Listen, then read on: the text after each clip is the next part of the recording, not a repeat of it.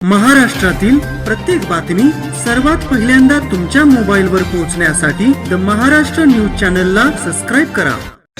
त्याच्या नातेवाईकांना सगळे सोयऱ्यांना आरक्षण मिळणार आहे. मात्र काही गोष्टींची अजूनही त्या ठिकाणी उघड होणं गरजेचं आहे. कारण मी पश्चिम महाराष्ट्रातला आहे, माझ्या जातीच्या दाखल्यावरती मराठा आहे, माझ्या पाठीमागे कुठंच कुणबी नोंद आढळली नाही. पण माझी बायको विदर्भाची आहे आणि माझ्या बायकोच्या दाखल्यावरती कुणबी म्हणून उल्लेख आहे. मग तिच्यामुळे आता माझ्या मुलीला आरक्षण मिळणार का, या गोष्टी सुद्धा आपल्या सर्वांच्या समोर आल्या पाहिजेत. शिक्षणाच्या फी बाबत म्हणजे माझं सारखं पोरग ज्यावेळेस मी 10वी नंतर पुण्यात कॉलेजला गेलो, ज्यावेळेस इतर समाजाचं काही समाजाची पोरं 2,000 रुपये फी भरत होती, काही समाजाची पोरं 15,000 रुपये फी भरत होती, त्यावेळेस माझ्या बापानं कष्ट करून माझ्यासाठी 40,000 रुपयाची फी भरलेली आहे. हे आम्ही उपभोगलेलं आहे. शाळेमध्ये जाताना, कॉलेजमध्ये शिकताना 1,000 रुपयांच्या फी आमच्या पोरांनी भरलेल्या आहेत. माझ्या बापानं आयुष्यभर दुसऱ्याची घरं रंगवली. 40,000 रुपये एका वर्षाचे भरताना माझ्या बापाला काय कष्ट घ्यावे लागले ना, हे उघड्या डोळ्यानं मी पाहिलंय. आणि हे दुःख मराठ्यांच्या समोर यायला नको ना, म्हणून आमचा लढा होता. सरकारनं पोरांची फी मध्ये आपल्याला ओबीसी प्रमाणे सवलत देण्याचा निर्णय घेतलेला आहे. फक्त या ज्या गोष्टी आल्यात ना, याची खऱ्या अर्थानं अंमलबजावणी होते का, हे सुद्धा तुम्हाला आम्हाला बघावं लागणार आहे. त्याची जोपर्यंत अंमलबजावणी होत नाही तोपर्यंत आपला लढा हा येणाऱ्या काळामध्ये चालू राहणार आहे.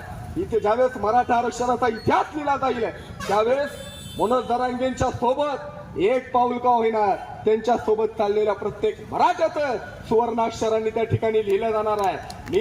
मी माझं भाग्य समजतो की मनोज जरांगे पाटलांचे जेव्हा दौरे चालू होते त्यावेळेस भोरची सभा असेल किंवा मराठवाड्याचा 1-2 सभा असतील, त्यांच्या स्टेजवरती मला प्रमुख वक्ता म्हणून बोलता आलं होतं. 2018 साली शिवबा संघटना जरांगे पाटलांची, त्यांनी शिवजयंतीच्या कार्यक्रमात माझ्यासारख्याला बोलवलं होतं. हे माझं भाग्य मी या निमित्तानं समजतो. आज प्रमोदराव म्हणाले त्यानुसारच की या ठिकाणी आपण सर्वांनी आम्हा सारख्यांना इथं बोलण्याची संधी दिली, त्याबद्दल मी मनापासून आपल्या सर्वांना धन्यवाद व्यक्त करतो. शेवट पुन्हा एकदा तेच सांगेल, आता एकत्र आलोय, आपल्यात फूट पडून देऊ नका. जेव्हा जेव्हा उद्या वेळ येईल, जेव्हा जेव्हा परत एखादी लढाई लढायची असेल ना, तेव्हा सुद्धा याच ताकदीनं या शिवतीर्थावरती आपण सर्वजण याल ही अपेक्षा व्यक्त करतो. वेगवेगळे मतप्रवाह येतील, टीका होतील, सगळ्या काही गोष्टी होतील, पण इथून पुढे ओबीसी समाजातला सगळ्यात मोठा घटक हा मराठा आहे. समाजाचा मोठा घटक म्हणून इतर सर्वांना सोबत घेऊन या महाराष्ट्रामध्ये शिवरायांच्या विचारांचं राज्य, स्वराज्य आपल्या सर्वांच्या माध्यमातून येऊ ही अपेक्षा व्यक्त करतो. एकदा जोरात आवाज आला पाहिजे, बोला छत्रपती शिवाजी महाराज की. आवाज जोरात आला पाहिजे. अरे मराठे मुंबईमध्ये घुसले, हादरा मुंबईला नाही बसला. मराठे मुंबईला घुसले की हादरा दिल्लीच्या तख्ताला बसला.